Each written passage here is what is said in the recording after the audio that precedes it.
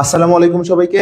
আমাদের ইবিডির পক্ষ থেকে, এডুকেশন বাংলাদেশ এবং বিফোর বায়োলজি এর পক্ষ থেকে আমাদের বায়ো 6 1.0 এর কোর্সের আজকে এই ক্লাসে আমরা জুওলজির একদম লাস্ট অধ্যায়, শেষ অধ্যায়, অর্থাৎ জুওলজি তার একটা অধ্যায় বাকি আছে, সেটা হচ্ছে চলন এবং অঙ্গ চালনা, চলন এবং অঙ্গ সঞ্চালন, লোকোমোশন অ্যান্ড মুভমেন্ট। এই অধ্যায়টা নিয়ে আলোচনা করব আজকের ক্লাসের মাধ্যমে। আমাদের জুওলজি এর 7টা অধ্যায়েরই ইতি টানা হয়ে যাবে, অর্থাৎ 7টা অধ্যায় আল্লাহর মধ্যে পড়া হয়ে যাবে।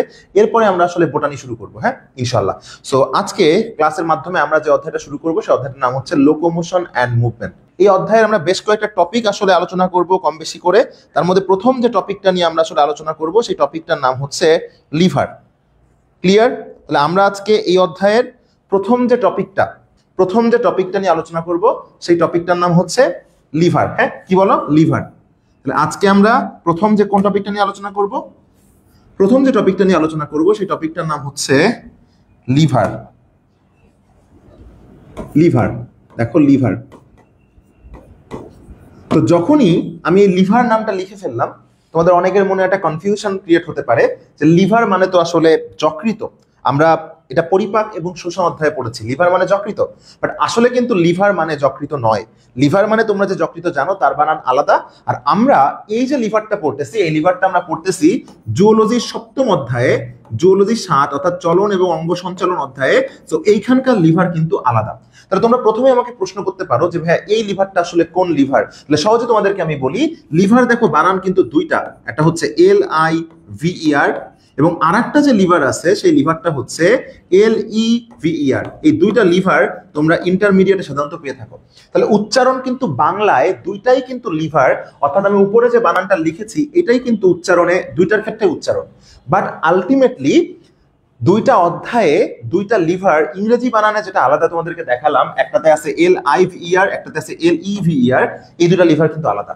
তো তোমরা যে পরিপাক ও শোষণে মানবদেহের সবচেয়ে বড় এবং গুরুত্বপূর্ণ গ্রন্থি আমরা যকৃতকে তোমরা পাও, এই যকৃত যে লিভারটা এটা হচ্ছে LIVER। তাহলে আমি আবারও বলি, যকৃত যে লিভারটা এটা হচ্ছে LIVER। আর এই LEVER যেটা, এই LEVER টি কিন্তু কঙ্কাল তন্ত্রের লিভার। তুমি আমাকে বলতে পারো যে কঙ্কাল তন্ত্রের লিভার বলতে আপনি আসলে কি বোঝাচ্ছেন, এই লিভারের আসলে কাজ কি, এই লিভারের আসলে ডিটেইলস কি, এটা কিন্তু আমরা এখন আজকে শিখবো ইনশাল্লাহ। তাহলে আমি আরো ক্লিয়ার বলে দিই তোমাদেরকে, দুইটা লিভার আছে LEVER, LIVER। LIVER যেটা সেটা যকৃত যে লিভারটাকে বলি সেটা, আর LEVER যেটা আছে সেটা হচ্ছে কঙ্কাল তন্ত্রের যে লিভার সেটা। ক্লিয়ার? তো আমরা আজকে বলবো কঙ্কাল তন্ত্রের যে লিভার, সেই লিভারটা নিয়ে কিন্তু আমরা কথাবার্তা বলবো। তো কঙ্কাল তন্ত্রের যে লিভার, এই লিভার কি জিনিস তোমরা সবাই মনে রাখবা। আমাদের দেহে দুইটা জিনিস কিন্তু গুরুত্বপূর্ণ আছে। একটা জিনিসের নাম হচ্ছে অস্থি, এবং আমরা সবাই জানি এই অস্থির সাথে কিন্তু একটা জিনিসের ক্রিয়া হয়, তার নাম হচ্ছে পেশি। খেয়াল করে দেখো আমাদের দেহের মধ্যে যে হাড্ডিগুলো আছে, হাড্ডি, এই হাড্ডির বাইরে কিন্তু পেশি রয়েছে, এবং আল্লাহ তাআলা এই হাড্ডি, অস্থি এবং পেশির মধ্যে পরস্পর এমন একটা ক্রিয়া, আন্তঃক্রিয়া ঘটিয়ে দিয়েছে যার কারণে আমরা সব কাজ করতে পারি। আমরা এই ছোট্ট দুইটা হাত দিয়ে অনেক জিনিসকে, অনেক ওজনকে তুলতে পারি। আমরা এই ছোট্ট দুইটা হাত দিয়ে কিন্তু একজনকে চাইলে থাপড়ায় উড়াই দিতে পারি। আমরা কিন্তু একটা মাথার উপর 50 কেজি 100 কেজি মাল তুলতে পারি। এর কারণটাই হচ্ছে কি, এই অস্থি এবং পেশি এদের পরস্পরের মধ্যে আন্তঃক্রিয়া। কি ক্রিয়া বলো? অস্থি এবং পেশি এদের পরস্পরের মধ্যে আন্তঃক্রিয়া। তাহলে তোমরা যদি কঙ্কাল তন্ত্রের যে লিভার আছে, এই লিভারের সংজ্ঞা আসে, তোমরা সংজ্ঞা দিবা হচ্ছে যে প্রক্রিয়ায় অস্থি এবং পেশি পরস্পরের মধ্যে আন্তঃক্রিয়া করে, যে প্রক্রিয়ায় অস্থি এবং পেশি পরস্পরের মধ্যে আন্তঃক্রিয়া করে, যার ফলে সকল কাজ কিন্তু সহজ হয়ে যায়, তাকে আমরা বলবো হচ্ছে কি, লিভার। ক্লিয়ার? এই লিভারের অংশ রয়েছে 4টি। এই লিভারের কয়টি অংশ রয়েছে বলো? এই লিভারের অংশ রয়েছে 4টি, এবং এই যে 4টি অংশ রয়েছে তার মধ্যে প্রথমটার নাম হচ্ছে লিভার বাহু। তার প্রথমটার নাম কি বলো? তার প্রথমটার নাম হচ্ছে লিভার বাহু। 2 নম্বরটার নাম হচ্ছে ফালক্রাম। এই 2 নম্বরটার নাম কি বলো? ফালক্রাম। আর ফালক্রামের বাংলা নাম হচ্ছে পিভট। তাহলে 2 নম্বরটার নাম হচ্ছে ফালক্রাম, আর এই ফালক্রামের বাংলা নাম হচ্ছে পিভট। 3 নম্বর যেটা কিন্তু রয়েছে তার নাম হচ্ছে লোড, আর তোমরা সবাই জানো লোডের বাংলা হচ্ছে ভার। এবং 4 নম্বর যেটা রয়েছে সেটা হচ্ছে ইফোর্ট, মানে বই না আমাদেরকে লেখাপড়ায় প্রচুর ইফোর্ট দিতে হবে, আর এই ইফোর্টের বাংলা হচ্ছে প্রচেষ্টা। ইফোর্টের বাংলা কি বলো? ইফোর্টের বাংলা হচ্ছে প্রচেষ্টা। তাহলে একটা লিভারের মোট কয়টা অংশ রয়েছে? একটা লিভারের মোট 4টা অংশ রয়েছে। প্রথমটা হচ্ছে লিভার বাহু, পরেরটা হচ্ছে ফালক্রাম বা পিভট, এবং তারপরটা হচ্ছে লোড বা ভার, এবং চতুর্থটা হচ্ছে প্রচেষ্টা বা ইফোর্ট। এখন আমার একটা কথা হচ্ছে, এই যে পুরো লিভার, আমরা লিভারে কি কি পড়তে হবে, লিভারের সংজ্ঞা পড়তে হবে, আমরা পড়ে ফেলছি, অস্থি আর পেশি পরস্পরের মধ্যে যে প্রক্রিয়া আন্তঃক্রিয়া করে, এরপরে লিভারের অংশ কয়টা পড়তে হবে, এই অংশ দিয়ে প্রকারভেদ কয়টা পড়তে হবে, সেই প্রত্যেকটা প্রকারভেদের সংজ্ঞা, মানব দেহে উদাহরণ, যন্ত্রাংশে উদাহরণ এবং সুবিধা কিন্তু পড়তে হবে। এই যত কিছু বললাম, এত কিছু কিন্তু মুখস্থ করতে গেলে তোমাদের মিনিমাম 1 থেকে 1.5 ঘন্টা সময় লাগার কথা। বাট আমি সানজিদ আহমেদ রিয়াজ ভাইয়া তোমাদেরকে কথা দিচ্ছি, আমি লিভার পড়ানোর পরে তোমরা উইদিন 5 সেকেন্ড, মাত্র 5 সেকেন্ডের মধ্যে পুরো লিভারটা একবার মাথার মধ্যে নিয়ে আসতে পারবা। বেশি সময় লাগবে না, মাত্র 5 সেকেন্ড। হ্যাঁ, লিখতে পারবা না 5 সেকেন্ডে, বাট 5 সেকেন্ডে তুমি লিভারের বলে না ইংরেজির জাহাজ হয়ে যাবে, 5 সেকেন্ডে তুমি লিভারের জাহাজ হয়ে যাবে ইনশাল্লাহ। তাহলে আমি আবার বলি, লিভার মানে কার কার আন্তঃক্রিয়া, লিভার মানে অস্থি এবং পেশির আন্তঃক্রিয়া। এবং একটা লিভারের অংশ রয়েছে কয়টি, একটা লিভারের অংশ রয়েছে 4টি। প্রথমটা হচ্ছে লিভারের বাহু, 2 নম্বরটা হচ্ছে ফালক্রাম বা পিভট, 3 নম্বরটা হচ্ছে লোড বা ভার, এবং 4 নম্বরটা হচ্ছে ইফোর্ট বা প্রচেষ্টা। আমরা সবাই মনে রাখবো এই যে 4টা অংশ রয়েছে, এর মধ্যে নিচের যে 3টা অর্থাৎ ফালক্রাম বা পিভট, লোড বা ভার, ইফোর্ট বা প্রচেষ্টা, এই 3টা জিনিসের অবস্থানের উপর ভিত্তি করে লিভার কিন্তু 3 প্রকার। তাহলে আমি আবার বলতেছি, 4টা অংশের মধ্যে কয়টা অংশের অবস্থানের উপর ভিত্তি করে, 3টা অংশের অবস্থানের উপর ভিত্তি করে। আর 3টা অংশের অবস্থানের উপর ভিত্তি করে কয় প্রকার হবে, 3 প্রকার হবে। তাহলে আমি আবারও বলতেছি, ওই 4টা অংশের মধ্যে এই নিচের যে 3টা অংশ, এই নিচের 3টা অংশ এর অবস্থানের উপর ভিত্তি করে লিভার কিন্তু কয় প্রকার, লিভার কিন্তু 3 প্রকার। ক্লিয়ার আমার কথা? এবং কিসের অবস্থানের উপর ভিত্তি করে, সহজে বলি। ধরো এইটা যদি একটা লিভার হয়, ধরো এটা যদি একটা লিভার হয়, এই লিভারের 3টা পজিশন রয়েছে। কয়টা পজিশন রয়েছে, 3টা। দেখো, এইটা একটা পজিশন, এইটা একটা পজিশন, এইটা একটা পজিশন। এই 3টা পজিশনের মধ্যে মাঝখানের যে পজিশনটা রয়েছে, এই মাঝখানে কোনটা বসবে তার উপর ভিত্তি করে লিভার 3 প্রকার। তো মাঝখানে যদি এই ফালক্রাম বসে, আমি সংক্ষেপে লিখে রাখলাম এফ, মাঝখানে যদি ফালক্রাম বসে তাহলে এটা প্রথম শ্রেণীর লিভার। মাঝখানে যদি লোড বসে তাহলে এটা দ্বিতীয় শ্রেণীর লিভার। মাঝখানে যদি ইফোর্ট বসে তাহলে এটা তৃতীয় শ্রেণীর লিভার। একদিকে বসলো ফালক্রাম, লোড অথবা ইফোর্ট, যেটা বসবে সেইটা 23 নম্বর শ্রেণীর লিভার। ফালক্রাম বসলে প্রথম, লোড বসলে দ্বিতীয়, ইফোর্ট বসলে তৃতীয়। আর তুমি আমাকে বলতে পারো, ভাইয়া এইখানে বসলো ফালক্রাম, তাহলে এইখানে আমি লোড দিব না ইফোর্ট দিব? এইখানে কোনো সমস্যা নাই, তুমি এইখানে লোড দিলে এখানে দিবা ইফোর্ট, এইখানে ইফোর্ট দিলে এখানে ইফোর্ট দিলে এখানে দিবা লোড, এটা কোনো বিষয় না। মাঝখানে কে শোবে, মাঝখানে কে ঘুমাবে, এটাই কিন্তু ইম্পর্টেন্ট। তাহলে মাঝখানে যদি ফালক্রাম ঘুমায় পড়ে তাহলে প্রথম শ্রেণীর লিভার, মাঝখানে যদি লোড বসে তাহলে দ্বিতীয় শ্রেণীর লিভার, মাঝখানে যদি ইফোর্ট বসে তাহলে তৃতীয় শ্রেণীর লিভার। ওইটাতে আমরা এখন যাব। তাহলে লিভার কয় প্রকার বলো, লিভার 3 প্রকার। তার আগে বলি, আমরা লিভার নিয়ে টোটাল কি কি লেখাপড়া করব। আমরা লিভার নিয়ে টোটাল যা যা পড়তে হবে, তার প্রথমটা হচ্ছে, আমরা কিন্তু অলরেডি বলে ফেলছি, তার 1 নম্বরটা হচ্ছে লিভারের সংজ্ঞা, লিভারের সংজ্ঞা। 2 নম্বর হচ্ছে লিভারের অংশ। 3 নম্বর হচ্ছে লিভারের প্রকারভেদ, প্রকারভেদ। 4 নম্বর হচ্ছে এই প্রত্যেকটা যে প্রকারভেদ, এই প্রকারভেদের সংজ্ঞা, প্রত্যেকটা প্রকারভেদের সংজ্ঞা। 5 নম্বর হচ্ছে প্রত্যেকটা লিভারের মানব দেহে উদাহরণ, প্রত্যেকটা লিভারের মানব দেহে উদাহরণ, প্রত্যেকটা লিভারের যান্ত্রিক বা যন্ত্রাংশে উদাহরণ, প্রত্যেকটা লিভারের সুবিধা, এবং প্রত্যেকটা লিভার সম্পর্কে যার আছে তার আছে কিছু অন্যান্য কথাবার্তা, কিছু এক্সট্রা ইনফো। এই যে 8টা জিনিস, বাবারা মায়েরা তোদেরকে আমি পড়াবো, এই 8টা জিনিস পড়তে তোর, পড়াতে হয়তো 10 মিনিট সময় লাগবে, বাট পড়ানোর পরে তোর পুরো জিনিস মনে রাখতে মাত্র সময় লাগবে 5 সেকেন্ড। বলতে পারি ভাই চাপাবাজির তো একটা লিমিট থাকা উচিত। এডুকেশন বাংলাদেশ কখনো চাপাবাজি করে না, যা বলবো তার থেকে বেশি কিন্তু ইনশাল্লাহ হবে। ক্লিয়ার? যে এডুকেশন বাংলাদেশ বিফর বায়োলজি কখনো কি করবে না, চাপাবাজি করবে না। চলো আমরা জিনিসটা তোমাদেরকে দেখাই, খেয়াল করো, তোমরা মজা পাবা।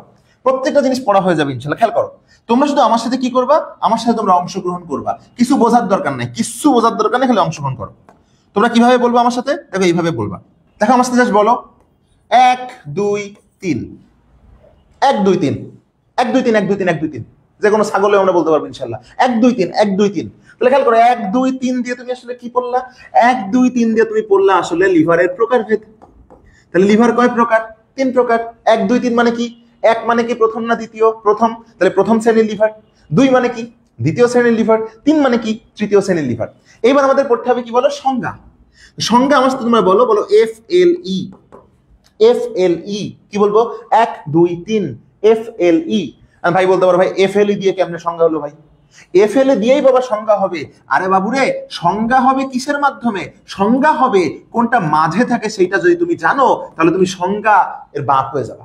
কিভাবে সংজ্ঞার বাপ হয়ে যাবে খেয়াল করো। দেখো আমি তোমাকে খেয়াল করে দেখালাম 1 2 3 এফএলই, তাহলে বলো তো একের সাথে কার সম্পর্ক রয়েছে? এফ এর। তাহলে প্রথম শ্রেণীর লিভারে মাঝখানে কোনটা থাকে? এফ মাঝখানে থাকে। এখন তুমি আমাকে বলো ভাই এই যে সংজ্ঞা কেমনে বানাবো? খুবই সহজ। প্রথম শ্রেণীর লিভারে মাঝখানে কি আছে? এফ মানে ফালক্রাম। তাহলে দুই পাশে কি আছে? বাকি দুইটা, লোড আর ইফোর্ট। শেষ। তাহলে যে শ্রেণীর লিভারে ফালক্রাম, লোড এবং ইফোর্টের মাঝখানে থাকে প্রথম শ্রেণীর লিভার। তাহলে তুমি বলতো দ্বিতীয় শ্রেণীর লিভারের সংজ্ঞা কি? খুবই সহজ। দ্বিতীয় শ্রেণীর লিভারে মাঝখানে দেখো কি থাকে? লোড। দুই সাইডে কি থাকে? সাজানোই আছে ফালক্রাম আর ইফোর্ট। তাহলে কি বানাই দিবা? যে শ্রেণীর লিভারে ভার বা লোড, ইফোর্ট এবং ফালক্রামের মাঝে থাকে তাকে দ্বিতীয় শ্রেণীর লিভার বলে। সহজ। তাহলে অত কিছু লাগবে না, 1 2 3 এফএলই, 1 2 3 এফএলই। এরপরে জাস্ট আসতে বলো মাথা পা হাত, মাথা পা হাত। তাহলে এই তিনটা লাইন বলো, 1 2 3 এফএলই মাথা পা হাত, 1 2 3 এফএলই মাথা পা হাত, 1 2 3 এফএলই মাথা পা হাত। তাহলে মাথা পা হাত মানে কি? এরপরে তোমাদেরকে আমি পড়াইছি, দেখো কি হয়ে গেল, আমার লিভারের প্রকারভেদ হয়ে গেল। প্রথমে আমরা লিভারের সংজ্ঞা পড়েছিলাম, অংশ পড়েছিলাম, প্রকারভেদ হয়ে গেল, সংজ্ঞা হয়ে গেল। এখন আমাদেরকে পড়তে হবে মানব দেহে উদাহরণ। তাহলে বলো 1 2 3 এফএলই মাথা পা হাত। মাথা কয় নম্বরে? 1 নম্বরে। তাহলে মাথা কোন শ্রেণীর লিভার? প্রথম শ্রেণীর লিভার। পা কোন শ্রেণীর লিভার? দ্বিতীয় শ্রেণীর লিভার। হাত কোন শ্রেণীর লিভার? তৃতীয় শ্রেণীর লিভার। তাহলে একবার বলো 1 2 3 এফএলই মাথা পা হাত, 1 2 3 এফএলই মাথা পা হাত, 1 2 3 এফএলই মাথা পা হাত। কাহিনী শেষ। তাহলে 1 2 3 মানে কি? প্রথম শ্রেণীর, দ্বিতীয় শ্রেণীর, তৃতীয় শ্রেণীর। প্রথম শ্রেণীর লিভারের মাঝখানে কি আছে? এফএলই ফালক্রাম। দ্বিতীয় শ্রেণীর লিভারের মাঝখানে কি আছে? লোড। তৃতীয় শ্রেণীর লিভারের মাঝখানে কি আছে? ইফোর্ট। হাত কোন শ্রেণীর লিভার? মাথা পা হাত, তৃতীয় শ্রেণীর লিভার। মাথা কোন শ্রেণীর লিভার? মাথা পা হাত, মাথা প্রথম শ্রেণীর লিভার। ওকে, এরপরে বলো কি? তাহলে এটা আমরা কি বললাম? মানব দেহে উদাহরণ। মানব দেহে উদাহরণ। তাহলে প্রথম শ্রেণীর লিভারের মানব দেহে উদাহরণ কি? 1 2 3 এফএলই মাথা পা হাত। যেটা 1 নাম্বার আছে এটা প্রথম শ্রেণীর লিভার, মাথা। খেলা শেষ। এরপরে বলো কাঠে নেই। এই কোথায় নেই? কাঠে নেই। এই কাঠে নেইটা বুঝতেই পারতেছো, মানব দেহে উদাহরণ শেষ। তাহলে কাঠে নেইটা হচ্ছে যন্ত্রাংশে উদাহরণ। তাহলে কাঠে নেইটা হচ্ছে যন্ত্রাংশে উদাহরণ। তাই কিভাবে যন্ত্রাংশে উদাহরণ? আমি যদি তোমাকে বলি বলতো 1 2 3 এফএলই মাথা পা হাত কাঠে নেই, বলো তো 1 2 3 এফএলই মাথা পা হাত কাঠে নেই, 1 2 3 এফএলই মাথা পা হাত কাঠে নেই। তাহলে বলো তো কাঁচি কোন শ্রেণীর লিভার? তুমি অবশ্যই মনে মনে বলছো কাঁচি, এই যে কা দিয়ে তো কাঁচি। তাহলে কাঁচি কোন শ্রেণীর লিভার? প্রথম শ্রেণীর লিভার। আমি যদি তোমাকে বলি ঠেলা গাড়ি কোন শ্রেণীর লিভার? কাঠে, ঠে 2 নম্বরে আছে। তাহলে ঠেলা গাড়ি এটা দ্বিতীয় শ্রেণীর লিভার। আমি যদি বলি তুমি নখ কাটো যে নেইল কাটার দিয়ে, এই নেইল কাটার কোন শ্রেণীর লিভার? দেখো নেইতে নেইল কাটার বা নখ কাটার যন্ত্র, এটা তৃতীয় শ্রেণীর লিভার। তাহলে দেখো আমার সাথে খালি কি বলবা? 1 2 3 এফএলই মাথা পা হাত, 1 2 3 এফএলই মাথা পা হাত। তাহলে মাথা প্রথম শ্রেণীর লিভার, পা দ্বিতীয়, হাত তৃতীয়। কাঁচি, কাঠে, কাঁচি দ্বিতীয় শ্রেণীর, প্রথম শ্রেণীর লিভার। ঠেলা গাড়ি, ঠেতে দ্বিতীয় শ্রেণীর লিভার। নেইতে নেইল কাটা তৃতীয় শ্রেণীর লিভার। লাস্ট কি মনে রাখবো? কাঠে কি নেই? কাঠে 3টা জিনিস নাই। কাঠে বল নেই, ওজন নেই, সঞ্চালন নেই। তাহলে বল, ওজন, সঞ্চালন এই 3টা হচ্ছে ওদের সুবিধা। তাহলে বল, ওজন, সঞ্চালন এই 3টা হচ্ছে সুবিধা। তাহলে বলতে পারো ভাইয়া বল, ওজন, সঞ্চালন দিয়ে কি বুঝবো? আমি যদি তোমাকে বলি কোন শ্রেণীর লিভারে দ্রুত গতির সঞ্চালন সুবিধা পাওয়া যায়, আমি 3টা জিনিস লিখে দিই, খেয়াল করলাম। আমি কটা জিনিস লিখে দিব? 3টা জিনিস লিখে দিব। এদেরকে আমি একটু উপরে উঠাই দিই। 3টা জিনিস আমি লিখবো, খেয়াল করো। 3টা জিনিস লিখবো। প্রথমটা লিখলাম, ধরো অল্প বল বেশি ফল, দিব বল অল্প, ফল পাবো বেশি। অল্প বল বেশি ফল মানে আমি অল্প বল প্রয়োগ করে বেশি ফল পাবো। ধরো সামান্য প্রচেষ্টা দিব, সামান্য প্রচেষ্টা বাট অধিক ওজনকে আমি তুলতে পারবো, আর আরেকটা ধরো দ্রুত গতির সঞ্চালন পাবো, হ্যাঁ দ্রুত গতির সঞ্চালন পাবো। তাহলে খেয়াল করে দেখো এই 3টা লাইনের মধ্যে বল কার মধ্যে আছে? এই যে অল্প বল বেশি ফল, সামান্য প্রচেষ্টা বেশি ওজন। ক্লিয়ার? তাহলে এই প্রচেষ্টা কিন্তু এখানে মেইন কথা না। এখানে মেইন কথা কোনটা? এখানে মেইন কথা আসলে দেখো আমি আবার বলছি অল্প বল বেশি ফল, সামান্য প্রচেষ্টায় অধিক ওজন তুমি তুলতে পারতেছো এবং দ্রুত গতির সঞ্চালন সুবিধা তুমি পাচ্ছ। তাহলে অপশনের মধ্যে বল, ওজন, সঞ্চালন দেখে বল প্রথমে আছে, তাহলে বল প্রথম শ্রেণীর লিভার, অল্প বল বেশি ফল। বলতো দ্রুত গতির সঞ্চালন সুবিধা পাওয়া যায় কোনটা?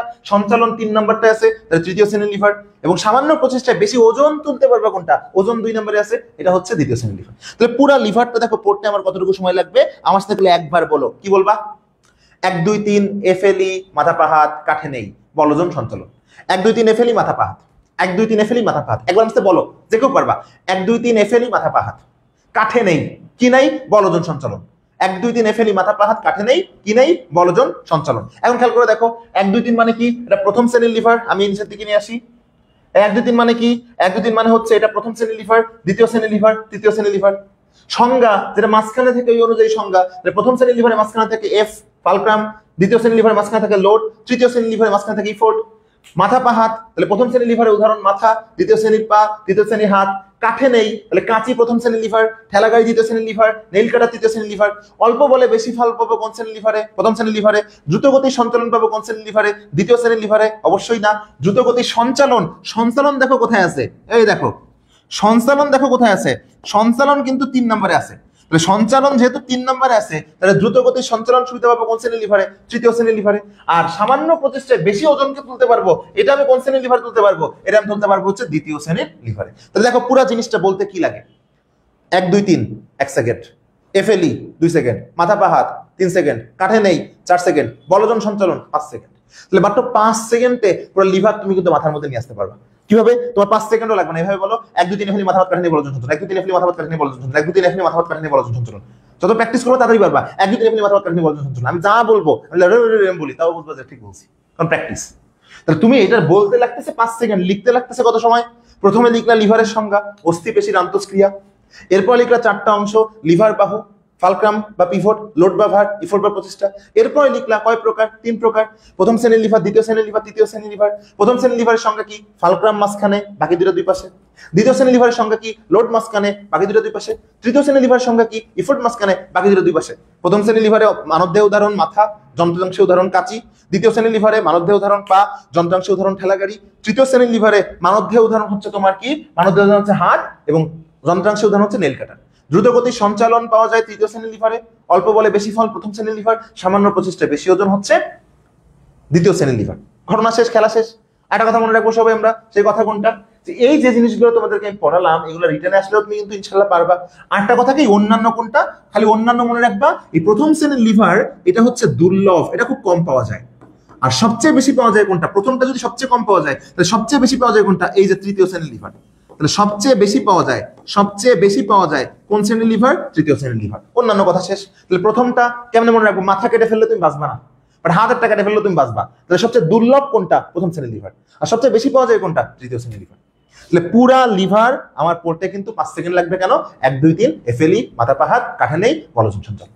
আশা করতেছি তোমরা এই লিভার টপিকটা মাত্র 5 সেকেন্ডে আমার মতো মনে রাখতে পারবা এবং পরীক্ষায় সকল এমসিকিউ, সকল রিটেন অ্যান্সার করতে পারবা ইনশাআল্লাহ।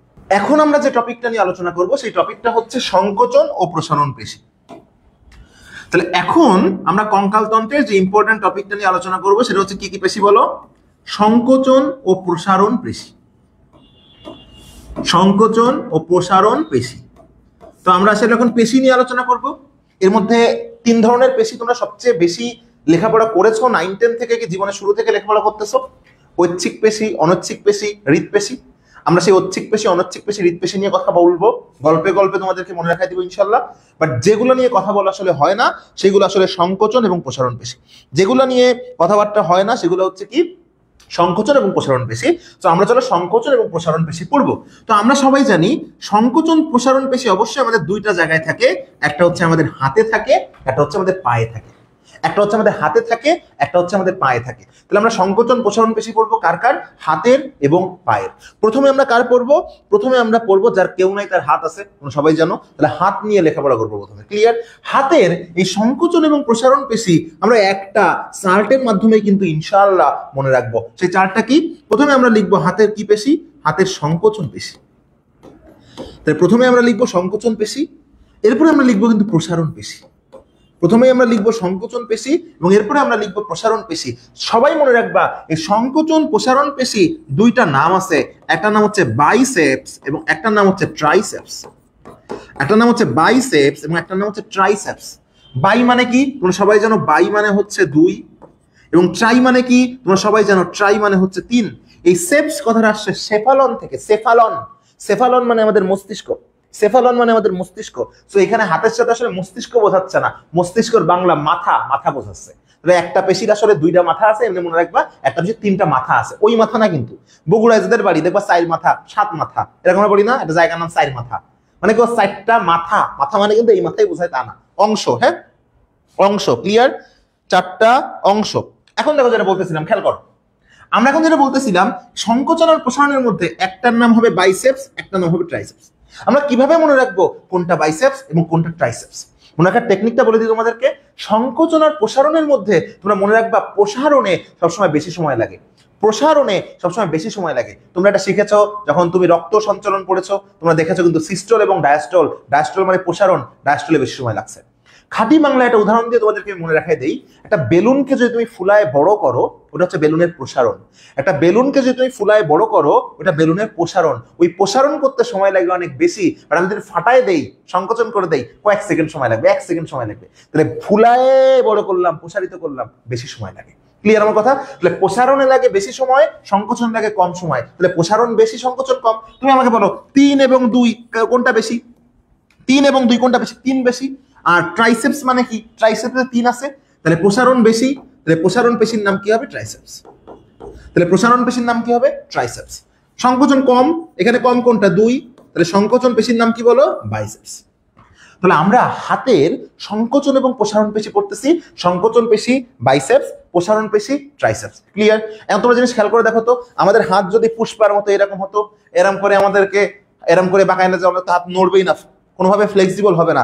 এটা বলো তো কোন পেশি না থাকলে হতো? সংকোচন পেশি না থাকলে হতো। তখন আমরা পুষ্পার মতো করে এরকম করে হাঁটতে হতো। তো খেয়াল করে দেখো, আমাদের হাত এই সোজা থেকে যে আমরা বাঁকা করতে পারি, সংকোচন করতে পারি, বাইসেপসের কারণে না? তাহলে আমাদের যে হাতটা যে ফ্লেক্সিবল, আমাদের হাতটা যে নমনীয়, বাইসেপসের কারণে না? তাহলে মনে রাখবা ফ্লেক্সিবল বাইসেপসের কারণে। এই জন্য ফ্লেক্সিবল থেকে আমরা বাইসেপসকে কি নামে ডাকবো? ফ্লেক্সর। গান আছে না, কি নামে ডেকে বলবো তোমাকে? ওই কি নামে ডেকে তুমি বাইসেপসকে কি নামে ডাকবা? বাইসেপসের কারণে হাত ফ্লেক্সিবল, এই জন্য ফ্লেক্সর। আর ট্রাইসেপসের কারণে আমরা হাতটা প্রসারণ করতে পারি, সবাই মনে রাখবা এক্সটেনশন মানে প্রসারণ, এক্সটেনশন মানে প্রসারণ। তাহলে এক্সটেনশন থেকে আমি ট্রাইসেপসকে কি নামে ডাকবো ভালোবেসে? এক্সটেনসর। তাহলে এক্সটেনশন মানে প্রসারণ, এক্সটেনশন থেকে আমরা ভালোবেসে ডাকবো কি? এক্সটেনসর। তাহলে আমি প্রথম কথা শিখলাম, সংকোচন পেশিকে বলা হয় বাইসেপস, প্রসারণ পেশিকে বলা হয় ট্রাইসেপস। বাইসেপসের কারণে আমাদের হাত ফ্লেক্সিবল, এজন্য কি আমরা বলি ফ্লেক্সর। এক্সটেনশন মানে প্রসারিত করা, এজন্য প্রসারণ পেশিকে আমরা বলি হচ্ছে এক্সটেনসর। এখন তুমি খেয়াল করে দেখো তো, ধরো আমাদের হাতের, আমি তোমাকে বলি হাত কোনটা, তোমরা দেখাও যে আমাদের হাত এইটা, বাট আমাদের হাত কিন্তু এইটা না বাবা, আমাদের হাত হচ্ছে এইটুকু। আমাদের হাত এই যেটুকু দিয়ে তুমি ঘটনা ঘটাও, এই যেটুকু দিয়ে তুমি থাপ্পড় মারো, যাই করো না কেন, যার কেউ না তার হাত তোমরা সবাই জানো, এই যে হাতটা, এই হাত কিন্তু আমাদের এইটুকু, এইটুকুই আমাদের হাত। তাহলে এইটা আর এইটা কি? এই দুইটা হচ্ছে আমাদের বাহু। এই দুটো আমাদের কি বলো? এই দুটো হচ্ছে আমাদের বাহু।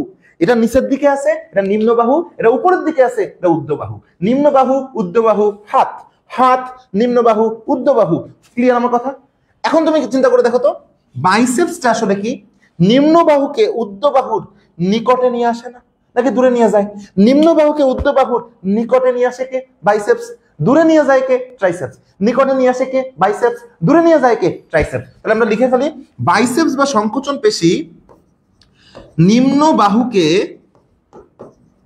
ঊর্ধ্ব বাহুর, নিম্ন বাহুকে ঊর্ধ্ব বাহুর নিকটে নিয়ে আসে, নিকটে নিয়ে আসে। আর এটা কি করে? প্রসারণ পেশি নিম্ন বাহুকে ঊর্ধ্ব বাহুর থেকে দূরে নিয়ে যায়।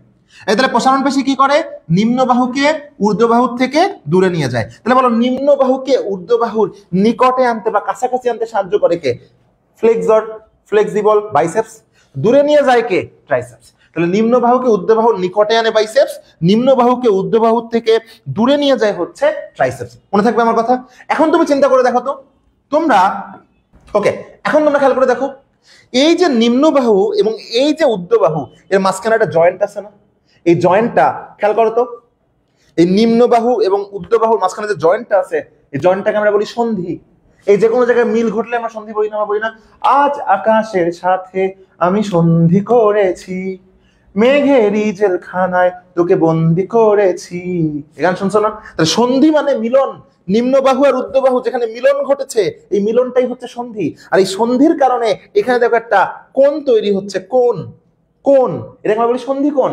তাহলে দেখো, যখন বাইসেপস সংকোচন করে, এই সন্ধি কোণটা বেশি থেকে আস্তে আস্তে কমে যায়।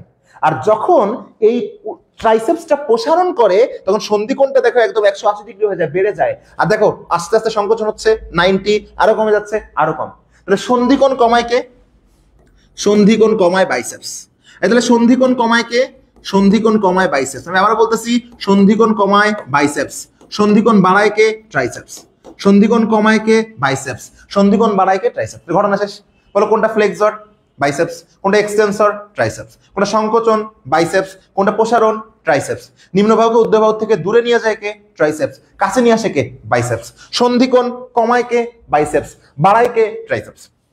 কমনলি দুইটা, এই দুইটা জিনিসকে অর্থাৎ বাইসেপস আর ট্রাইসেপসকে দুইটা প্রোটিন কিন্তু হেল্প করে সংকোচন প্রসারণে। আর প্রোটিনের শেষে কি থাকে? ইন। আজীবন মনে রাখবা, প্রোটিনের শেষে থাকে কি বলো? প্রোটিনের শেষে থাকে ইন। একটা নাম হচ্ছে পেশি মানে হচ্ছে মায়োস, মায়োস থেকে মায়োসিন, এবং একটা নাম হচ্ছে অ্যাক্টিন। তাহলে কোন দুইটা প্রোটিন এই পেশির সংকোচন প্রসারণকে সাহায্য করে? অ্যাক্টিন আর মায়োসিন। ক্লিয়ার আমার কথা? অ্যাক্টিন আর মায়োসিন। ওকে, সো এখন আমরা পড়বো হচ্ছে, তাহলে এখন আমরা পড়বো হচ্ছে পায়ের পেশি। হ্যাঁ, পা। পা, পায়ে দুই ধরনের পেশি রয়েছে, একটা হচ্ছে সংকোচন পেশি এবং আরেকটা হচ্ছে প্রসারণ পেশি। মানে পায়ে দুই ধরনের পেশি রয়েছে, একটা হচ্ছে সংকোচন পেশি এবং আরেকটা হচ্ছে প্রসারণ পেশি। ক্লিয়ার আমার কথা? তো আমরা প্রথমে পায়ের কোনটা পড়বো? সংকোচন পেশি। খুবই ভালো হতো যদি আমি তোমাদেরকে দেখাতে পারতাম, অবশ্যই দেখাবো, খেয়াল করো। ওকে, এখন তোমরা চিন্তা করে দেখো, জাস্ট তোমরা কল্পনা করো যে আমরা এখন পায়ের সংকোচন পেশি পড়তেছি, তাই না? আমি এইভাবে দাঁড়ায় আছি, সংকোচন করতে গেলে আমি তো সংকোচন করে নাই, প্রসারণ হয়ে আছে, দাঁড়ায় থাকি আসি, সংকোচন করতে গেলে আমার কি করতে হবে? এরম করে বসে পড়তে হবে। আমাকে দেখা যাচ্ছে? দেখো আমরা এই যে পাটা আমার প্রসারিত অবস্থায় ছিল, এই যে প্রসারিত অবস্থায় ছিল, সংকোচন করতে গেলে কিন্তু দেখো এই যে আমরা বসে পড়লাম। তোমরা জাস্ট কল্পনা করো আমি এখন যেভাবে বসে আছি, এইভাবে আমরা কোন সময় বসে থাকি? এইভাবে আমরা বসে থাকি হচ্ছে, লজ্জা পাওয়ার কিছু নাই, এভাবে আমরা বসে থাকি হচ্ছে হাগা করার সময়। কি করার সময় বলো? হাগা করার সময়। হাগা, হাগা। তাহলে খেয়াল করো, এটাই হচ্ছে পায়ের সংকোচন পেশি মনে রাখার টেকনিক। হাগা কিভাবে মনে রাখবো? তুমি দাঁড়ায় আছো মানে পা প্রসারিত অবস্থায় আছে, সংকোচন করতে গেলে তোমাকে বসে পড়তে হবে। আর বসে পড়ি আমরা এইভাবে কোথায় বসি? হাগু করার সময় বসি। সংকোচন পেশি মনে রাখার টেকনিক হচ্ছে হাগা। এই হাতে হচ্ছে হ্যামস্ট্রিং, হাতে হচ্ছে হ্যামস্ট্রিং, আর গাতে হচ্ছে গ্যাস্ট্রোকনিমিয়াস। হাতে হচ্ছে হ্যামস্ট্রিং আর গাতে হচ্ছে গ্যাস্ট্রোকনিমিয়াস। আজকের থেকে মৃত্যুর আগ পর্যন্ত মনে রাখবা, সংকোচন পায়ের করতে গেলে হাত দিয়ে বসা লাগবে। তাহলে মনে রাখার টেকনিক হচ্ছে হাগা, হাতে হ্যামস্ট্রিং, গাতে গ্যাস্ট্রোকনিমিয়াস। আর এই হাগার সময় এই হ্যামস্ট্রিং কিন্তু আবার তিন প্রকার। মনে রাখার টেকনিক কি? Bi, semi semi, bi, semi semi. তুমি ভাই এটা কেমনে মনে রাখবো? ভাই বাই, সেমি সেমি, এটা আমরা কিভাবে মনে রাখবো? হাগার সাথে এটা সম্পর্ক কি? দেখো অনেক গ্রামের দিকে এই বাই, আমরা বলি তুই কি বাই ছাড়ছিস? বাই ছাড়ছিস মানে তুই কিন্তু পাইতে দিছস। এই পাইতে দেওয়া এটাকে বলে বাই ছাড়া বা বায়ু ছাড়া। ক্লিয়ার? এখন ধরো হাগার সময় কিন্তু বায়ু প্রোডাক্ট হিসেবে পুটপুট করে কিন্তু পাদেরও শব্দ হয়। তাহলে ওই যে পাদ, ওই পাদকে আমরা বলছি কি? বাই। কতটুকু বাই? সেমি সেমি, মানে অর্ধেক অর্ধেক, মানে অল্প অল্প। তাহলে বলো হাগা, বাই ছাড়তেছি, সেমি সেমি। হাগা, বাই, সেমি সেমি, মানে অল্প অল্প। দেখো পাদ কিন্তু একবারে হয় না, ফুটফুট করে একটু একটু করে হয়। তাহলে প্রথমে মনে রাখবো কি? সংকোচন করতে গেলে হাগা করতে বসতে হবে, আর হাগা করার সময় বাই ছাড়বো কেমন? সেমি সেমি, অর্ধেক অর্ধেক। ক্লিয়ার? এই বাই দিয়ে কি মনে রাখবা? এই বাই দিয়ে মনে রাখবা বাইসেপস ফিমোরিস। এই বাই দিয়ে মনে রাখবা বাইসেপস, যেটা পায়ের ফিমারে থাকে, তাহলে বাইসেপস ফিমোরিস। সেমি দিয়ে মনে রাখবা সেমি মেমব্রেনোসাস, সেমি মেমব্রেনোসাস। এবং আরেকটা সেমি দিয়ে মনে রাখবা সেমি টেন্ডেনোসাস, সেমি টেন্ডেনোসাস। হ্যাঁ, তাহলে সংকোচন পেশি প্রধান হচ্ছে দুইটা। সংকোচন করতে গেলে প্রধান আমাদেরকে হাত দিয়ে বসতে হবে, তাহলে হাগা, হাতে হ্যামস্ট্রিং, গাতে গ্যাস্ট্রোকনিমিয়াস। আর হ্যামস্ট্রিং আবার তিন প্রকার, বাই ছাড়বো, semi semi. Bi, semi semi. বাইতে কি? Biceps femoris. সেমিতে কি? Semimembranosus. আরেকটা সেমিতে কি? Semitendinosus. এখন বলতে পারো ভাইয়া সংকোচন পেশি তো আমরা পড়লাম, সংকোচন পেশির সাথে আপনি আমাদেরকে কি পেশি মনে রাখার টেকনিক শেখাই দেন? আমাদেরকে প্রসারণ পেশি মনে রাখার টেকনিক শেখাই দেন। তো আমি তোমাদেরকে একটা কথা বলবো, বুদ্ধিমানদের জন্য কিন্তু ইশারাই যথেষ্ট। এই বলো বুদ্ধিমানদের জন্য কি যথেষ্ট? বুদ্ধিমানদের জন্য ইশারাই যথেষ্ট। কেন ইশারা যথেষ্ট? সংকোচন পেশি তুমি জানো মানে প্রসারণ পেশি যা জানি না তাই। সংকোচন পেশি মানে তুমি জানো মানে প্রসারণ পেশি হচ্ছে যা জানি না তাই। কেন? কারণ সংকোচন প্রসারণ পেশি কখনো রিটেনে আসে না, এই সংকোচন প্রসারণ পেশি আসে এমসিকিউতে। বলে কোনটা পায়ের সংকোচন পেশি নয়, কোনটা পায়ের প্রসারণ পেশি নয়। আরে বাবা তুই চিন্তা করে দেখ, তুই সংকোচন পেশি জানিস, তাহলে যেটা জানিস না সেটাই প্রসারণ পেশি। তাহলে যদি বলে কোনটা প্রসারণ পেশি নয়, আমি তিনটাই জানি না, যেটা জানি সেটাই অ্যান্সার। বুদ্ধিমানদের জন্য কি যথেষ্ট? বুদ্ধিমানদের জন্য ইশারাই যথেষ্ট। তাহলে সংকোচন পেশি জানলে প্রসারণ পেশি জানা লাগে না, যেটা জানি না সেইটা। তাহলে আমি প্রশ্ন করি, তোমরা অ্যান্সার দাও তো। নিচের কোনটি সংকোচন পেশি নয়, এর মানে কি? নিচের কোনটি প্রসারণ পেশি, নিচের কোনটি সংকোচন পেশি নয়, এই প্রশ্নের মানে কি? এই প্রশ্নের মানে হচ্ছে নিচের কোনটি প্রসারণ পেশি। ক্লিয়ার? আমি তোমাদেরকে অপশন দিচ্ছি, খেয়াল করো। ধরো পরীক্ষায় প্রশ্ন আসলো, নিচের কোনটি সংকোচন পেশি নয়। তুমি তোমাকে বলবা যে ভাইয়া আমি তো সংকোচন পেশি ছাড়া পড়ি নাই, আমি সংকোচন পেশি নয় কোনটা জানি না তো। আরে বাবা অবশ্যই জানবা, সংকোচন পেশি নয় মানে কি? তুমি সংকোচন যেগুলো জানো এগুলো নয় কোনটা, এটাই তো প্রসারণ পেশি। আমি অপশন দিচ্ছি, দেখো নিচের কোনটি সংকোচন পেশি নয়। তোর অপশন ক দিলাম হ্যামস্ট্রিং, তোর অপশন বি দিলাম বাইসেপস ফিমোরিস, তোর অপশন গ দিলাম সেমি মেমব্রেনোসাস,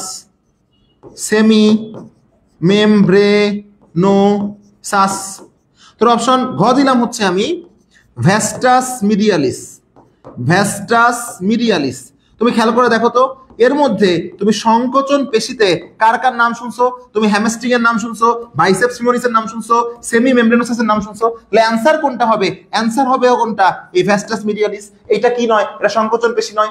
আর এইটা যদি সংকোচন প্রসারণ পেশি না হয়ে থাকে, তাহলে এটা কি পেশি? এটা হচ্ছে প্রসারণ পেশি। ক্লিয়ার? তাহলে যেটা সংকোচন পেশি নয় সেটা কি পেশি? সেটা প্রসারণ পেশি। যেটা সংকোচন পেশি নয় সেটা কি পেশি? সেটা প্রসারণ পেশি। তাহলে খেয়াল করে দেখো, আমরা একটু আগে শিখলাম হাতের সংকোচন প্রসারণ পেশি, এরপর শিখলাম পায়ের সংকোচন পেশি। পায়ের সংকোচন করতে গেলে আমাকে হাগা করতে বসতে হবে, হাগা বাই সেমি। কি বললাম? হাগা বাই সেমি। তাহলে বাই সেমিতে কি? Biceps femoris, semi membranosus, semi tendinosus. যা আমি জানি না তাই হচ্ছে প্রসারণ পেশি। তাহলে আমি যদি তোমাকে বলি ভ্যাস্টাস ইন্টারমিডিয়াস, ভ্যাস্টাস ল্যাটারালিস, ভ্যাস্টাস ফিমোরিস, রেকটাস ফিমোরিস, ক্লিয়ার? এইগুলো আসলে কি?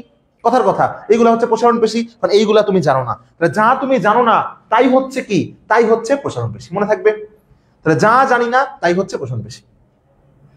সো এই দেখো, আমরা তাহলে প্রথমে পড়ে ফেললাম কঙ্কালতন্ত্রের লিভারের পরে আমরা পড়ে ফেললাম হচ্ছে সংকোচন প্রসারণ পেশি হাত এবং পা। সংকোচন প্রসারণ পেশি হাত এবং পা। এখন আমি তোমাদেরকে গল্পে তোমরা 9-10 থেকে কিন্তু তিনটা পেশির নাম শুনে এসেছো। একটা হচ্ছে ঐচ্ছিক পেশি।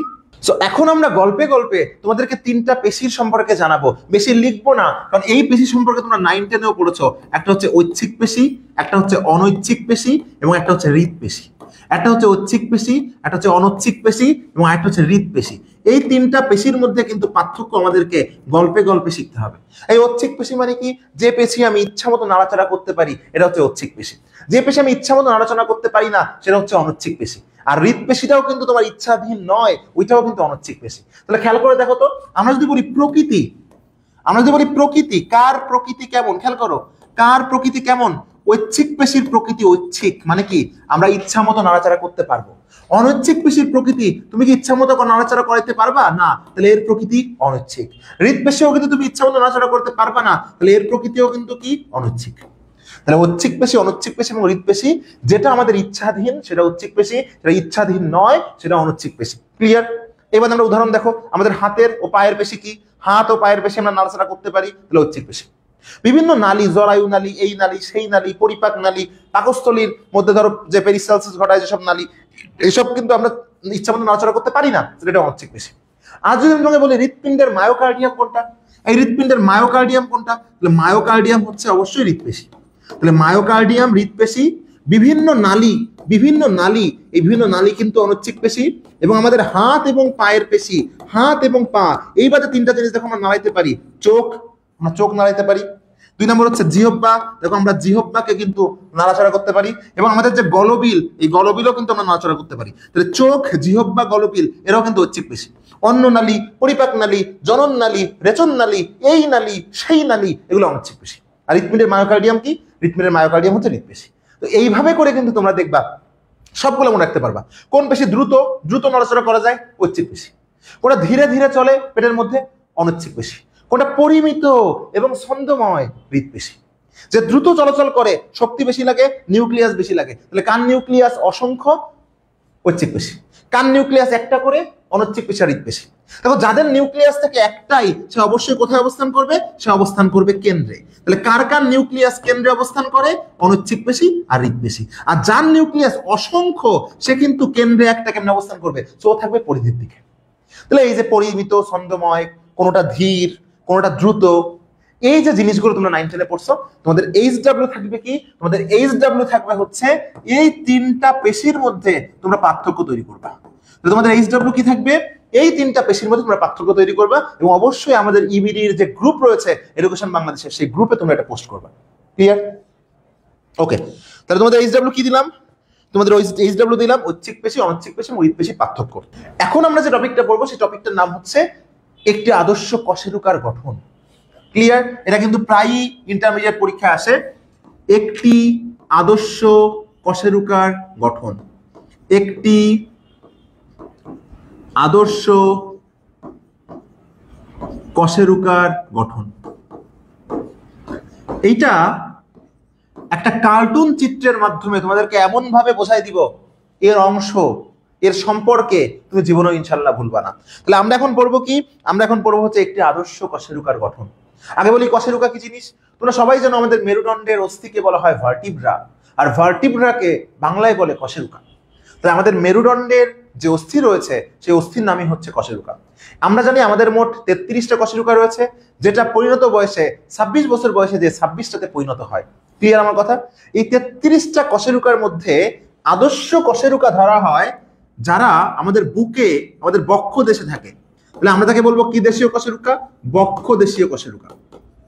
তাহলে আমরা আদর্শ কশেরুকা কাকে ধরবো? বক্ষ দেশীয়। এবং বক্ষ দেশীয়তে কিন্তু রয়েছে প্রায় 12টা কশেরুকা, তার মধ্যে মধ্য, মাঝখানের দিকে যেগুলো রয়েছে, অর্থাৎ মধ্য বক্ষ দেশীয় কশেরুকাকে আমরা আদর্শ কশেরুকা বলবো। মধ্য বক্ষ দেশীয় কশেরুকাকে আমরা আদর্শ কশেরুকা বলবো। ক্লিয়ার? তাহলে আদর্শ কশেরুকা কোনগুলোকে ধরা হয়? মধ্য বক্ষ দেশীয় কশেরুকাকে ধরা হয়। এই কশেরুকা, একটা আদর্শ কশেরুকার যে গঠন, এই গঠনের দুইটা অংশ দেখা যায়। কয়টা অংশ দেখা যায় বলো? দুইটা অংশ। সেই দুইটা অংশ কি কি? প্রথম অংশ হচ্ছে একটা কশেরুকার যে দেহ, এই দেহটা ওর সেন্টারে থাকে। সেন্টার, সেন্টার বা কেন্দ্রে থাকে, এই জন্য কিন্তু ওর নাম দেওয়া হয়েছে সেন্টার থেকে সেন্ট্রাম। লাস্টে আম থাকলে এক বচন। একটা কশেরুকার সেন্ট্রাম একটা থাকে, এই জন্য ওর নাম হচ্ছে সেন্টার থেকে সেন্ট্রাম। 2 নাম্বার হচ্ছে ওর বাদ বাকি সমস্ত যে অংশ, সেই অংশগুলোকে বলা হয় আর্চ। তোমরা আমাকে প্রশ্ন করতে পারো, ভাইয়া ওইটা বাদে বাদ বাকি সমস্ত অংশকে আর্চ কেন বলে? কারণ সেন্ট্রাম বাদে বাকি সবগুলো অংশ বিভিন্ন রকম বাঁক গঠন করে। কি গঠন করে? বাঁক। আজকের থেকে মৃত্যুর আগ পর্যন্ত মনে রাখবা, এই আর্চ মানে হচ্ছে বাঁক। এই আর্চ মানে কি বলো? বাঁক। তোমরা সবাই শুনেছো আর্চারি, আর্চার, তীর ধনুক, ওটা যখন বাঁক হয় না একটা, আর্চ মানেই হচ্ছে বাঁক। পরশুকা মানে কোস্টা, পরশুকার বাঁক, কোস্টাল আর্চ। ক্লিয়ার? তাহলে আর্চ মানে কি? আর্চ মানে হচ্ছে বাঁক। আমি আবারও বলতেছি, আর্চ মানে কি? আর্চ মানে হচ্ছে বাঁক। ওকে, তাহলে আমরা একটা আদর্শ কশেরুকার দেহকে দুইটা ভাগে ভাগ করব। একটা হচ্ছে তার দেহ বা সেন্ট্রাম, আর সেন্ট্রাম বাদে বাকি যতগুলো অংশ রয়েছে সবগুলোকে বলবো আমরা আর্চ। এই আর্চের মধ্যে কি রয়েছে? এই আর্চের মধ্যে রয়েছে পেডিকল, এই আর্চের মধ্যে রয়েছে lamina, transverse process, articular process, spinous process, clear, vertebral foramen, এগুলো রয়েছে।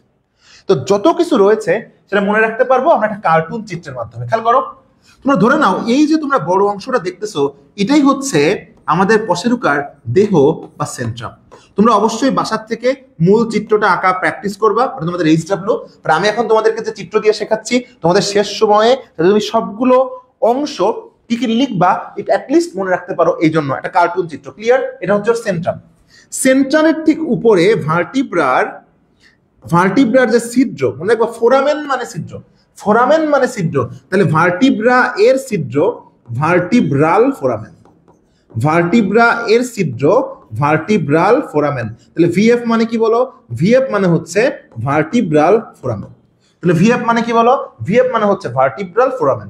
ব্যাকটেরিয়া এর কোনো কিছু বোঝালে বলা হয় ব্যাকটেরিয়াল, কার্ডিয়া এর কার্ডিয়াল, অ্যাট্রিয়া এর অ্যাট্রিয়াল, ভার্টিব্রা এর ভার্টিব্রাল। ওকে, তাহলে ভার্টিব্রাল যে ছিদ্র রয়েছে এটাকে আমরা বলবো ভার্টিব্রাল ফোরাম। এই বাদে এর উপরে তিনটা উত্থিত অংশ রয়েছে যাকে আমরা বলি প্রসেস। দেখো কয়টা উত্থিত অংশ রয়েছে? তিনটা। এই তিনটা অংশকে আমরা কি বলি? এই তিনটা অংশকে আমরা বলি হচ্ছে প্রসেস। হ্যাঁ, তিনটা অংশকে আমরা প্রসেস। দেখো একটা হচ্ছে একদম সোজা আসছে আর দুইটা আড়াআড়ি চলে গেছে। তাহলে মোট তিনটা প্রসেস রয়েছে, খেয়াল করো। একটা হচ্ছে সোজা আসছে আর দুইটা দেখো আড়াআড়ি চলে গেছে। তোমরা মৃত্যুর আগ পর্যন্ত মনে রাখবা ট্রান্সভার্স মানে আড়াআড়ি। ট্রান্সভার্স, এই ট্রান্সভার্স মানে হচ্ছে আড়াআড়ি। ট্রান্সভার্স মানে হচ্ছে আড়াআড়ি। একটা নৌকা যদি আড়াআড়ি যায় মানে ট্রান্সভার্সলি গেল, আড়াআড়ি যায় মানে ট্রান্সভার্সলি গেল। ট্রান্সভার্স মানে কি? আড়াআড়ি। তাহলে এই দুকে দেখো যে দুইটা প্রসেস রয়েছে, আড়াআড়ি গেছে ট্রান্সভার্স প্রসেস বা টিপি। এই টিপি মানে কিন্তু আবার অন্য টিপি না, অন্য টিপতেছো ব্যাপারগুলো তা না। এই টিপি মানে হচ্ছে ট্রান্সভার্স প্রসেস। তাহলে আমি লিখে দিলাম টিপি, টিপি ইকুয়াল টু ট্রান্সভার্স প্রসেস। উপরে দেখো সজারুর মতো খাড়া কাটার মতো একটা আছে না, খাড়া। আমরা চুলে স্পাইক করি না, স্পাইক, স্পাইন মানেও কাটা, স্পাইক মানেও কাটা। তাহলে খাড়া যেটা আছে এটা হচ্ছে এসপি। এসপি মানে কি? Spinous process. তাহলে এসপি মানে হচ্ছে স্পাইনাস প্রসেস, স্পাইনাস প্রসেস। টিপি মানে কি? Transverse process. আর আর যে দুইটা আছে, এসপি মানে কি? স্পাইনাস প্রসেস, খাড়া যেটা আছে, মনে থাকবে। এই বাদে আর কি থাকে? এইখানে থেকে একটা পেডিকল, এখানে থেকে একটা ল্যামিনা, এখানে থেকে একটা পেডিকল, এখানে থেকে হচ্ছে ল্যামিনা। না আমাকে প্রশ্ন করতে পারো ভাইয়া কোনটা পেডিকল ল্যামিনা, এই সাইডে পেডিকল ল্যামিনা বা এই সাইডে পেডিকল ল্যামিনা, কিভাবে আমি মনে রাখবো? সহজে মনে রাখবা। দেখো পিএল দিয়ে মনে রাখবা পাছায় লাথি। কোথায় লাথি? পাছায় লাথি। হ্যাঁ, তোমরা পাছায় লাথি বললে অনেকে তোমরা মনে করবে কি সব পাছা পাছা বলছো। আরে বাবা পাছা মানে পুচ্ছ। অনেক জায়গায় এটাকে বলে হোগা, ক্যা হোগা। ওই ক্যা হোগা না, কিন্তু ক্যা হোগা মানে কি হয়েছে। আর বরিশালের দিকে বলে কি তুই হোগা উঁচু করে বসে আছিস ক্যা। হোগা মানে পাছা, পাছা মানে পুচ্ছ। ক্লিয়ার? এটা একটা গ্রাম্য ভাষা, এটা কোনো নেগেটিভ কথা না, সবারই আমাদের আছে। তাহলে এই দিকে একটা পাছায় লাথি মারবা, এই দিকে একটা পাছায় লাথি মারবা। তাহলে বলো দুই পাশে দুইটা মনে রাখার টেকনিক কি? পাছায় লাথি, পাছায় লাথি, পাছা দুইটা লাঠিও দুইটা, পাছায় লাথি, পাছায় লাথি। ক্লিয়ার? এখন তুমি বলো আমরা দুইটা জিনিস একটু আগে শিখলাম। একটা আদর্শ কশেরুকার দেহকে দুই ভাগে ভাগ করা যায়। একটা হচ্ছে ওর যে মূল দেহ বা মূল দেহকে আমরা কি বলতেছি? মূল দেহকে আমরা বলতেছি সেন্ট্রাম। আর সেন্ট্রাম বাদে বাদ বাকি সকল অংশকে আমরা বলছি আর্চ। তাহলে আর্চের মধ্যে কি কি আছে? এই আর্চের মধ্যে কি কি আছে? ভার্টিব্রাল ফোরামেন আছে, পেডিকল ল্যামিনা আছে, স্পাইনাস প্রসেস আছে, ট্রান্সভার্স প্রসেস আছে। তাহলে এই যে চিত্রটা একবার চোখ বুঝে খেয়াল করো। প্রথমে গোল্লা সেন্ট্রাম, ওর উপরে ছোট্ট গোল্লা ভার্টিব্রাল ফোরামেন, সোজা খাড়া কাটার মতো স্পাইনাস প্রসেস, দুই দিকে আড়াআড়ি ট্রান্সভার্স প্রসেস। এদিকে একটা পাছায় লাথি পিএল, এদিকে একটা পাছায় লাথি পিএল। পিতে কি? পিতে হচ্ছে পেডিকল, এলতে ল্যামিনা। লিখে দিচ্ছি পিতে হচ্ছে পেডিকল আর এলতে কি? এলতে হচ্ছে ল্যামিনা। পিতে হচ্ছে পেডিকল, এলতে হচ্ছে ল্যামিনা। শেষ। এখন বলতে পারো ভাইয়া আমরা তো মনে রাখা শিখলাম, কোনটা কোথায় থাকে কিভাবে মনে রাখবো? খুবই সহজ, খেয়াল করে দেখো। দেখো একটা পেডিকল একটা ল্যামিনার মাঝখানে কি থাকে? Transverse process. দুইটা ল্যামিনার মাঝখানে কি থাকে? Spinous process. একটা ট্রান্সভার্স প্রসেস একটা স্পাইনাস প্রসেসের মাঝখানে কি থাকে? দেখো ল্যামিনা। একটা দেহ আর একটা ট্রান্সভার্স প্রসেসের মাঝখানে কি থাকে? দেখো কি থাকে? পেডিকল। আরেকটা জিনিস মনে রাখবা, এইরকম জায়গায় কিন্তু আরেকটা প্রসেস থাকে, তার নাম হচ্ছে আর্টিকুলার প্রসেস। তাহলে আর্টিকুলার প্রসেসের অবস্থান কোথায়? এটাও সহজ, যেখানে পেডিকলের অবস্থান সেখানে আর্টিকুলার, সরি যেখানে ট্রান্সভার্স প্রসেসের অবস্থান পেডিকল ল্যামিনার মাঝখানে। তাহলে পেডিকল ল্যামিনার মাঝখানে কিন্তু শুধু ট্রান্সভার্স প্রসেস না, আর্টিকুলার প্রসেস অবস্থিত। এই কথাগুলো লিখে দিবা কোনটা কার মাঝখানে অবস্থিত। আর সেন্ট্রাম সম্পর্কে কি লিখবা? ভার্টিব্রার সব থেকে সম্মুখ অংশ, সবচেয়ে বড় অংশ। তাহলে পুরো সবগুলা জিনিস একবার চোখ বুঝে মনে রাখবা। Centrum, vertebral foramen, spinous process, transverse process, পাছায় লাথি, পাছায় লাথি, পেডিকল ল্যামিনা, পেডিকল ল্যামিনা। বাকি সব তুমি নিজে লিখতে পারবা। আর দুই ভাগে ভাগ করা যায়, সেন্ট্রাম, আর্চ। আর্চের মধ্যে কি কি আছে? Pedicle, lamina, spinous process, transverse process, articular process, vertebral foramen. আমাদের কি হয়ে গেল বলো? একটি আদর্শ কশেরুকার গঠন। হ্যাঁ, একটি আদর্শ কশেরুকার গঠন। আমারও পরানো যাহা চায় তুমি তাই, তুমি তাই গো। আমারও পরানো যাহা চায় তোমা ছাড়া আর জগতে মোর কেহ নাই, কিছু নাই গো। আমারও পরানো যাহা চায় তুমি তাই, তুমি তাই গো। আমারও পরানো যাহা চায় তুমি সুখ যদি নাহি পাও, যাও সুখের সন্ধানে, যাও তুমি সুখ যদি নাহি পাও, যাও সুখের সন্ধানে, যাও আমি তোমারে পেয়েছি হৃদয় মাঝে, আরো কিছু নাহি চাই গো, আমারও পরানো যাহা চাই, তুমি তাই, তুমি তাই গো, আমারও পরানো যাহা চাই। তো আমরা এই অধ্যায়ের লাস্ট যে টপিকটা ব্রিটেনের জন্য আছে, তো আমরা কিন্তু হাড় হাড্ডি নিয়ে কথাবার্তা বলিনি, কারণ হাড় হাড্ডি ওগুলো মুখস্থ বিষয়, ওগুলো এমসিকিউতে আসে। আমরা তোমাদেরকে এমন এমন টপিকগুলো আসলে শেষ করে দিচ্ছি আজকে, যে টপিকগুলো তোমরা ইন্টারমিডিয়েটে পরীক্ষায় যে ঘতে পাবা ইনশাল্লাহ। এর থেকে এমসিকিউ আসবে, বাট এমসিকিউ এর পোর্শনটা একদমই আলাদা, ওইটা আমরা অনশর্ট ক্লাস তোমাদেরকে দিব, সেখান দিয়ে পাবা। রিটেনের জন্য যেগুলো ঘতে আসে বা খ নম্বরে আসে, সেইগুলো আমি তোমাদের কিন্তু বেশি বেশি পড়াচ্ছি, ক্লিয়ার, যেগুলো কিন্তু পরীক্ষায় আসবে। তো এখন দেখো আমি তোমাকে যেটা বলতেছি সেটা হচ্ছে, এখন আমরা যে তন্ত্রের গঠনটা পড়বো, সেই তন্ত্রের গঠনটার নাম হচ্ছে হ্যাবার্সিয়ান তন্ত্রের গঠন। তুমি আমাকে বলতে পারবে হোয়াট ইজ হ্যাবার্সিয়ান তন্ত্র? একটা অস্থিকে যদি তুমি একটা অনুবীক্ষণ যন্ত্রে অস্থির মাতৃকাকে পর্যবেক্ষণ করো, তাহলে ওই অস্থি মাতৃকার যে গঠনটা দেখা যায়, সেই গঠনটার নাম হচ্ছে হ্যাবার্সিয়ান তন্ত্রের গঠন। আমি বলতে পারবো ভাইয়া কেন বিজ্ঞানী হ্যাবার্সিয়ান, এটা কেন হ্যাবার্সিয়ান তন্ত্র নাম হয়েছে? কারণ বিজ্ঞানী হ্যাভার্স এই তন্ত্রটা আবিষ্কার করছে। ডিএমসি তে পড়লে যেমন হয় ডিএমসিয়ান, ঢাকা ইউনিভার্সিটিতে পড়লে যেমন হয় ঢাবিয়ান, ঢাবি থেকে ঢাবিয়ান, তেমনি হ্যাভার্স আবিষ্কার করলে নাম হয় হ্যাবার্সিয়ান। তাহলে যেহেতু এই অস্থিমাতৃকার গঠনটা বিজ্ঞানী হ্যাভার্স আবিষ্কার করেছে, এই জন্য এই তন্ত্রটার নাম কিন্তু হ্যাবার্সিয়ান তন্ত্র। হ্যাবার্সিয়ান তন্ত্র আসলে তোমাদেরকে এই চিত্রটা অঙ্কন করতে হবে, এবং এই চিত্র দেখো বেশি সহজ। তুমি বেশ কয়েকটা এখানে দেখো, এই একটা স্তর, এরকম অনেকগুলো স্তর তোমরা প্রথমে অঙ্কন করবা। এই যে স্তরগুলো তোমরা দেখতেছো হ্যাবার্সিয়ান তন্ত্রে, এই স্তরগুলোর নাম হচ্ছে কি বলো? ল্যামেলাম। এই স্তরগুলোর নাম হচ্ছে ল্যামেলাম। তাহলে বলে হ্যাবার্সিয়ান তন্ত্রে আমরা কি কি পাবো? এই হ্যাবার্সিয়ান তন্ত্রে আমরা যে স্তরগুলো পাবো, এই স্তরগুলোর নাম হচ্ছে ল্যামেলাম। তাহলে ল্যামেলাম হচ্ছে হ্যাবার্সিয়ান তন্ত্রের স্তর। এরকম কতগুলো স্তর এখানে রয়েছে?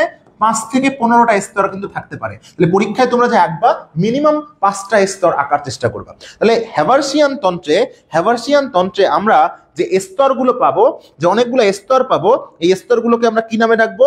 এই স্তরগুলোকে আমরা ডাকবো হচ্ছে ল্যামেলাম নামে। তাহলে হ্যাবার্সিয়ান তন্ত্রে যে স্তরগুলো আমরা পাবো কি নামে ডাকবো? ল্যামেলাম নামে। এখন দেখো ল্যামেলাম পড়া শেষ হয়ে গেল। ল্যামেলামের পরে হ্যাবার্সিয়ান তন্ত্রে যে জিনিসগুলো পাওয়া যায় খেয়াল করে দেখো। একদম কেন্দ্রে এই যে নালীটা রয়েছে, এই যে নালীটা, ফাঁকা নালী, হ্যাবার্সিয়ান তন্ত্রের নালী। তাহলে হ্যাবার্সিয়ান নালী, এই যে ফাঁকা যে নালীটা রয়েছে হ্যাবার্সিয়ান তন্ত্রের নালী, এই জন্য নাম কি? হ্যাবার্সিয়ান নালী। হ্যাবার্সিয়ান নালীর মধ্যে দুইটা জিনিস আছে খেয়াল করো, একটা শিরা, একটা ধমনী। যেখানে শিরা থাকবে সেখানে ধমনী থাকবে, ক্লিয়ার? তো দুইটা জিনিস অলরেডি শিখলাম। হ্যাবার্সিয়ান তন্ত্রে যে স্তরগুলো রয়েছে, স্তরগুলোর নাম হচ্ছে ল্যামেলাম। 5 থেকে 15টা স্তর থাকতে পারে। তাহলে হ্যাবার্সিয়ান তন্ত্রে যে স্তরগুলো রয়েছে, স্তরগুলোর নাম হচ্ছে ল্যামেলাম। 5 থেকে 15টা স্তর থাকতে পারে। একদম মাঝখানে যে নালীটা আছে, এই যে ফাঁকা নালীটা দেখো, একটা নালী, এই নালীটার নাম হচ্ছে হ্যাবার্সিয়ান নালী। এর মধ্যে কি কি অবস্থান করে? ধমনী, শিরা এবং স্নায়ু কিন্তু এর মধ্যে অবস্থান করে, পরে মনে রাখবা। এবার দেখো হ্যাবার্সিয়ান তন্ত্রের মধ্যে এই যে গহ্বরগুলো রয়েছে, এই গহ্বরগুলো ফাঁকা জায়গা না? এর মধ্যে এই গহ্বরগুলো কি ফাঁকা জায়গা বা গহ্বর? এই গহ্বরগুলোর নাম হচ্ছে ল্যাকুনা। এই গহ্বরগুলোর নাম কি বলো? ল্যাকুনা। আর এই ল্যাকুনার মধ্যে দেখো এরকম একটা ল্যাকুনা, এই ল্যাকুনার মধ্যে কিন্তু অবস্থান করতেছে এই যে অংশটা, তার নাম হচ্ছে নিউক্লিয়াস। তার নাম হচ্ছে কি বলো? নিউক্লিয়াস। তাহলে পরীক্ষায় প্রশ্ন আসবে, নিউক্লিয়াস কোথায় অবস্থান করে? ল্যাকুনার মধ্যে। আর নিউক্লিয়াস কোথায় থাকে? কোষে। অস্থির যে কোষ, তাকে আমরা বলবো অস্থিকোষ। এই অস্থিকোষগুলোও কোথায় অবস্থান করবে? এই যে ল্যাকুনাতে। তাহলে ল্যাকুনার মধ্যে অবস্থান করে অস্থিকোষ, আর কোষ আছে মানে নিউক্লিয়াস আছে। তাহলে কি কি শিখলাম? আমরা শিখলাম হ্যাবার্সিয়ান নালী, মাঝখানের নালীটা, স্তরগুলোকে বললাম ল্যামেলাম, এরপরে বললাম যে গহ্বরগুলো যার মধ্যে অস্থি কোষ থাকে, কোষ থেকে নিউক্লিয়াস থাকবে, এগুলোকে বলি ল্যাকুনা।